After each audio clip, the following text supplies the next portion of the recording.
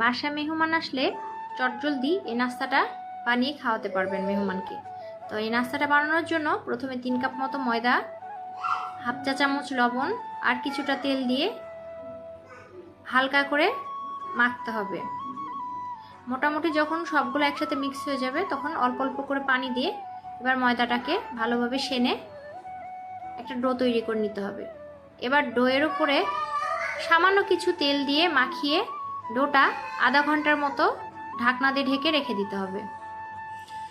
আর ভেতরের পুরটা তৈরির জন্য প্রথমে মুরগির বুকের মাংস নিয়ে একটা পাতিলে পানি কিছুটা নিতে হবে, এর মধ্যে আদা রসুন বাটা আর অল্প সামান্য লবণ দিয়ে পানিটা যখন ফুটে উঠবে তখন মুরগির বুকের মাংসটা পাতিলের মধ্যে দিয়ে এবার 15 মিনিট মতো মিডিয়াম আঁচে দিয়ে রান্না করে নিতে হবে। এরপর যখন ভালোভাবে সিদ্ধ হয়ে যাবে তখন কাঁটা চামচ দিয়ে ছাড়িয়ে বা চাকু দিয়ে এরকম ছোট ছোট করে কেটে নিতে হবে। একটা ননস্টিকের ফ্রাই প্যানে কিছুটা তেল নিয়ে কিউব করে কেটে রাখা পেঁয়াজ কুচি দিয়ে হালকা করে ভাজতে হবে। এরপর কিউব করে কেটে রাখা আলু কুচি দিয়ে আবারও কিছুটা সময় লো আঁচে দিয়ে ভাজতে হবে। এরপর প্রয়োজনীয় কিছু মশলা যেমন হলুদের গুঁড়া, মরিচের গুঁড়া, জিরার গুঁড়া, ধনিয়ার গুঁড়া, গরম মশলা গুঁড়া এগুলো দিয়ে এবার নাড়াচাড়া করে অল্প কিছুটা পানি দিয়ে দিতে হবে। তারপর মোটামুটি যখন আলু পেঁয়াজগুলো হালকা সিদ্ধ হয়ে আসবে তখন মুরগির মাংস যেগুলো কেটে রেখেছিলাম সেগুলো দিয়ে দিতে হবে এবং হালকা হালকা করে আঁচ একটু বাড়িয়ে নাড়াচাড়া করতে হবে। আর 2টা ডিম এরকমভাবে অল্প তেলের মধ্যে দিয়ে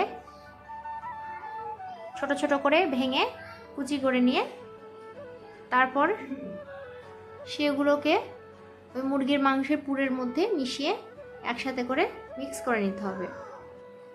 তারপর যখন সম্পূর্ণটা রান্না রেডি হয়ে যাবে তখন যে আধা ঘন্টার জন্য ডোটা তৈরি করে রেখেছিলাম সেই ডোটাকে এবার ছোট ছোট পিস করে চাকু দিয়ে কেটে নিতে হবে। এবার ডোটাকে বেলনা পিঁড়ার সাহায্যে একটা মাঝারি রকমের রুটির সাইজ করতে হবে। তারপর এর মধ্যে তৈরি করে রাখা পুর আপনার ইচ্ছে মতো আপনি দিয়ে নেবেন। তারপর এবার এই যে এইরকমভাবে হাতের সাহায্যে 4 ভাঁজ করে সবগুলো ময়দা রেডি করে নিব। সবগুলো যখন রেডি হয়ে যাবে তখন অন্যদিকে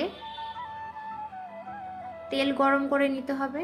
তেলটা যখন ভালোভাবে গরম হয়ে যাবে তখন আঁচ কিছুটা কমিয়ে দিয়ে এবার মোগলাইগুলো ভালোভাবে এপিট ওপিট করে লাল লাল করে ভেজে নিতে হবে। বেশ কয়েকবার এরকম উল্টে পাল্টে 2 পাশ যখন এরকম ক্রিস্পি লাল ভাজা হয়ে যাবে তখন সবগুলোকে নামিয়ে নেবেন। খুব সহজেই কিন্তু বাসায় এই সুস্বাদু খাবারটা তৈরি করে নিজেরাও খেতে পারবেন এবং বাসায় মেহমান আসলে আমরা অনেকেই দুশ্চিন্তায় পড়ে যাই। তো মেহমান আসলে আর দুশ্চিন্তার কিছু নাই, আপনারা চাইলে এই রেসিপিটা ট্রাই করতে পারেন, মেহমানকেও করে দিতে পারেন। ধন্যবাদ।